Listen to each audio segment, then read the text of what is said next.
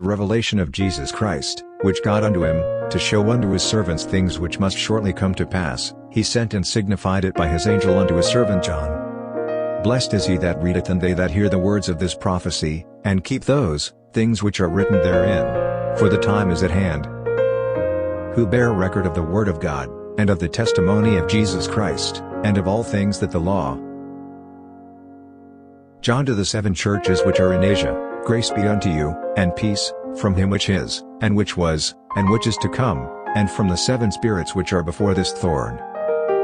And from Jesus Christ, faithful witness, and the first begotten of the dead, and the Prince of the kings of the earth, unto him that loved us, and washed us from our sins in his own blood, and hath made us kings and priests unto God and his Father, to him be glory and dominion forever and ever.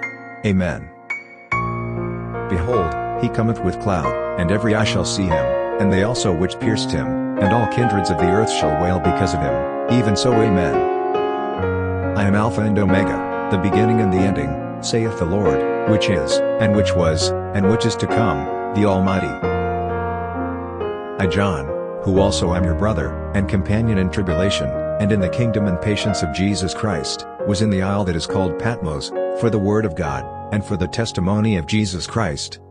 I was in the Spirit on the Lord's day, and heard behind me a great voice, as of a trumpet, saying, I am Alpha and Omega, the first and the last, and what thou seest, write in a book, and send it unto the 7 churches which are in Asia, unto Ephesus, and unto Smyrna, and unto Philadelphia, and unto Laodicea.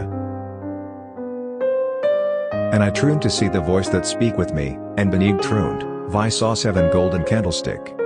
And in the midst of the 7 candlestick one like unto the Son of Man, clothed with a garment down to the foot, and girt about the paps with a golden girdle. His head and his ears were white like wool, as white as snow, and his eyes were as a flame of fire.